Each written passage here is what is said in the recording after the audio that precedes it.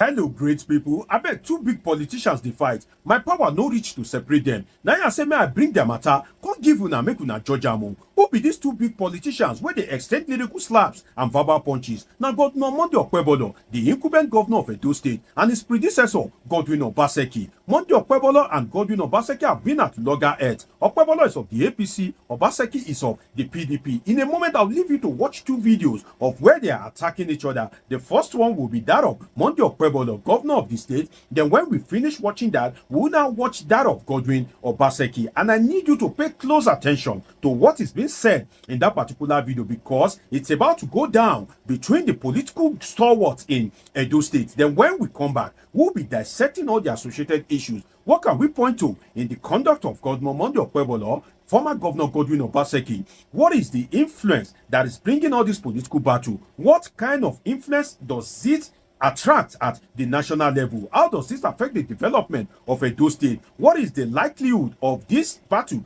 transferring to other states? And what is the bandwagon effect that we can point to in all of this? We'll be dissecting all this and more on this episode of Politics with Joshua Plug, Dr. Omoshola. If you are watching me, you are here to subscribe to this channel, so that as I drop my story every day, it go the land for your hand real time. Now, let us watch the first video, which is that of Governor Monday Okpebholo of Edo State. Then when we come back, we'll watch that of Obaseki. Then we dissect all the issues. Let's watch this video. Let's watch it. Asewaju is even more popular than me here now, because Edo people already know that what I'm doing is because of Asewaju's impact. I'm telling you, you will see the kind of result that will come out from here, because there's no opposition here in Edo. Everybody is for Asewaju here. Obaseki's people are not for us. Who is Obaseki's people? Does Obaseki have any man here? Let him come here now. Is Oshomole not on the street here? Oh, let him come. By the time election gets close, yes, we'll see them. They will come. Who? The Obaseki. Who Obaseki? I know when we are close to the election. If I'm telling you, anytime he comes to Edo, wherever he is, you'll be hearing me now. Let him come. If he come to, I bet with you. Can you bet? You are trying to frighten him. I'm not frightening him. He knows. It's the record that will tell you whether he should come or not. You can't scam Edo and come here. Let him. He cannot come. I'm telling you. Because of his poor record. His poor record will not make him to come. When children can stand to pray for me, no child on the street will pray for Obaseki. No mother on the street will pray for Obaseki. Is that bad? Very bad. I think we need to go out together. But the even Labour Party did well here. When? Labour Party. In the election that took place, that by-election that took place in Edo Central and Ovia, did you see them? We have never produced the kind of result we produce in Esan. APC, some people, Edo people have never even tell Asewaju thank you. How are they going to tell him thank you? Is the vote. You see that flyover is very dear to Edo people. You see the one in Adesuwa is very dear to Edo people. You see that road we are doing, Sapler Road, is very dear to Edo people. So these are the things that we speak for Asewaju here. And he will win here. Perfectly. If he will not win, I will resign as governor. No, don't make that problem. I am telling you. I am the one telling you. No election can be very. There is no election here for him. There is no election for him. Proclamation for my brother. Forget it. There you have it. You just watched what Governor Monday Okpebholo said, and you heard his aspersion against his predecessor, Godwin Obaseki. Wait till you hear where Okpebholo talk. I bet keep on for one hand. Maybe go watch the second video, which is that of Godwin Obaseki. Let us hear what Obaseki has to say, because Obaseki is saying that if Okpebholo is not careful, he go give him back water. Let's go and watch this second video from Godwin Obaseki. Then we come back for some great discussion. Let's watch it. I made some comments yesterday in Birmingham, and I heard there was some reaction. I said, okay, that's fine. But we haven't seen anything yet. Hey. You see, I said, those who live by the sword die by the sword. And to tell the governor, or whatever he calls himself, I don't know him, I've never met him, that when you start with violence, you will reap. Because for 1 year since I left office, I didn't say one word, I didn't do anything. I said, look, let me respect myself, let me give them an opportunity to also try. So go and find out, you will see one thing I said about that government. For 1 year, from November 12th when I finished till this last November, I didn't say one thing. Then suddenly, you and the palace organize, you go, you attack diplomats who came to watch exhibition in MOA, you send people singing and threatening me. Go and watch those clips and the kind of things they were saying about me. Threatening me between the government and the palace. That was not enough. Government paid people to come to Manchester to attack me. And they hurt, slapped Albert.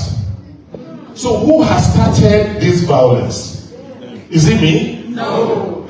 Last week, or this week, this governor, or whatever he calls himself, had a disgraceful press conference where he was threatening me. Somebody born in Oredo, this is a villager, telling me that I cannot come to Benin. That when I come to Benin, you will show me. Me. When I'm ready to go, we all come.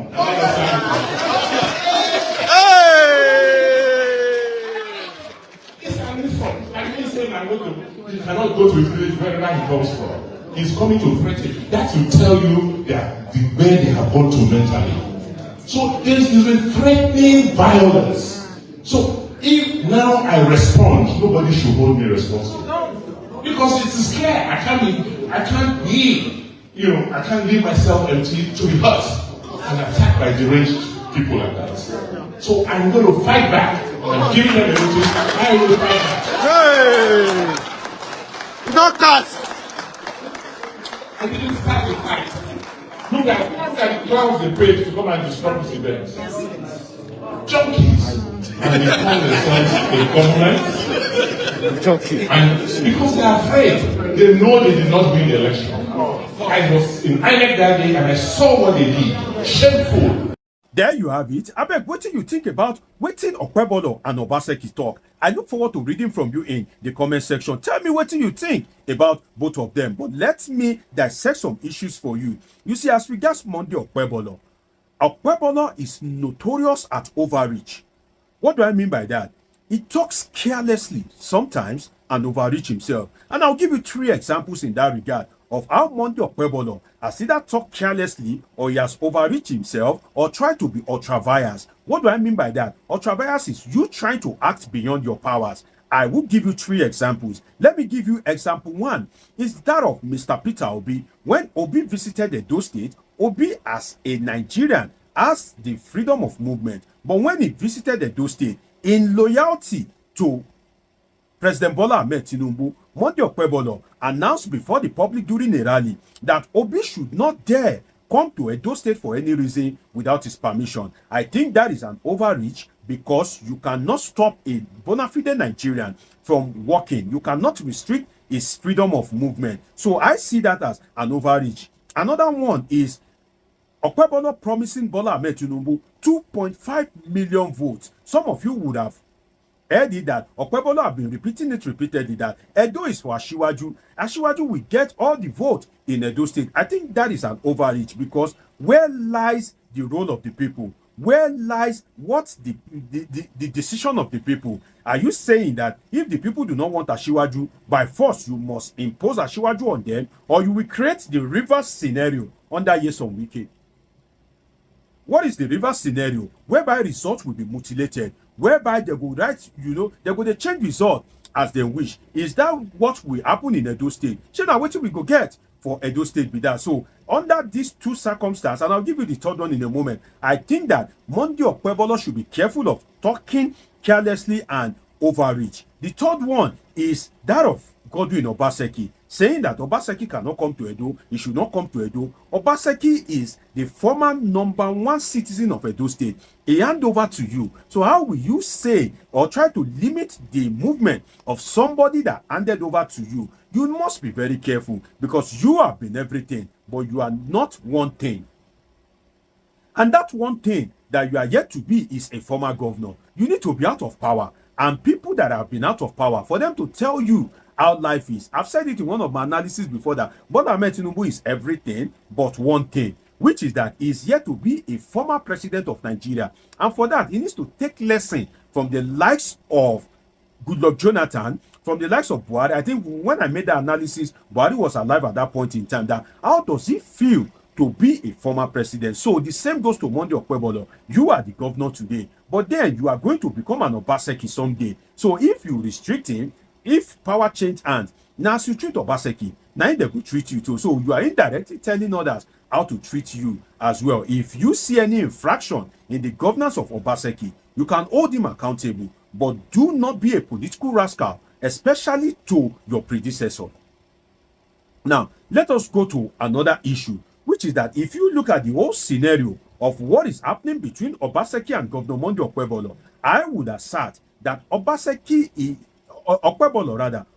is not a good ambassador for less educated people.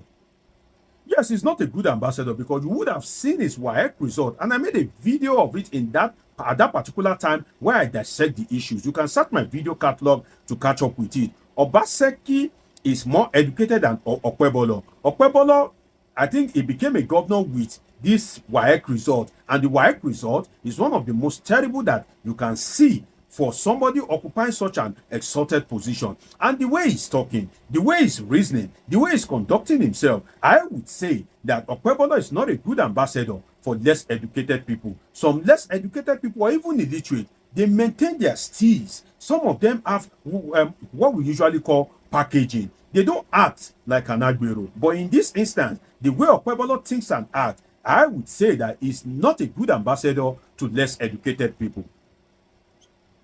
Another thing that I can point out to is that Okpebholo is misbehaving because he has Tinubu's backing. Let's be sincere with ourselves. If it was PDP that was the ruling government at the center, and Obaseki is of the PDP, Okpebholo is of the APC, definitely Okpebholo would not behave the way he's behaving at the moment. He will definitely not behave in such manner. But he's behaving the way he's behaving because he apparently has the backing of President Bola Ahmed Tinubu. And Tinubu is somebody, coincidentally, that terribly hates Obaseki. What do I mean by that? Let me explain it to you. You see, among the politicians in Nigeria, one of the ones that the president hates the most is apparently Godwin Obaseki, in the sense that if you look at APC politics, Governor Godwin Obaseki, as he then was installed by former Governor Adams Oshiomhole. And these guys are all of the APC stock with Bola Ahmed Tinubu. Now, Obaseki orchestrated Oshiomole's removal as the APC national chairman at that point in time. Oshiomole's removal almost jeopardized the presidential ambition of Bola Ahmed Tinubu. So Bola Ahmed Tinubu felt bitter that Obaseki orchestrated the removal of Adams Oshiomhole because they suspended him at the ward. Controversy emerged from there, and when the polity was being heated up, Buhari had no choice than to tell Oshiomhole to step aside. So if you look at it very well, the removal of Oshiomhole as the national chairman is based on the orchestration of the political feud between him and Governor Godwin Obaseki as he then was. So Obaseki is not in the good book of Bola Ahmed Tinubu. So it's a 2 divided by 4 kind of equation, in the sense that Obaseki is not in the good book of Tinubu. Okpebholo doesn't like Obaseki. Tinubu is the president at the center. Definitely Okpebholo can act the way he wish because he knows that there will be nobody to checkmate him, because the president doesn't even like Obaseki. That is why Okpebholo is misbehaving. Now, another thing that we can point to is that Okpebholo needs to be very, very careful. He needs to be told about the transcendency of power. definitely he should take lessons from former governors in the state, former president, and he would have a lot to learn from them. I would advise Okpebholo to pay a visit to former President Goodluck Jonathan, to pay a visit to the likes of Godswill Akpabio, and he should ask them some questions. Even Adams Oshiomhole, he should ask them some questions. Maybe he would behave himself in a better manner. And for Godwin Obaseki, you yourself, you are not a saint because you gave Oshiomhole the problem of his life. So you yourself, you are indirectly, or should I say directly, reaping what you sow, because you gave Oshiomhole problem. Okpebholo is now giving you problem. And another thing is that don't meet violence with violence, in the sense that if the governor is threatening you, if he's harassing you, you try and be politically matured. Let people see you for who you are. Don't meet violence with violence. Think about the people of Edo State. If you truly love them, if you truly care about them, and if you truly are their leader at one point in time for 8 years of your stewardship as governor of Edo State. It's been an interesting time with you. Subscribe, turn on your notification button, catch up with my past videos. See you in my next video. I love you all sincerely.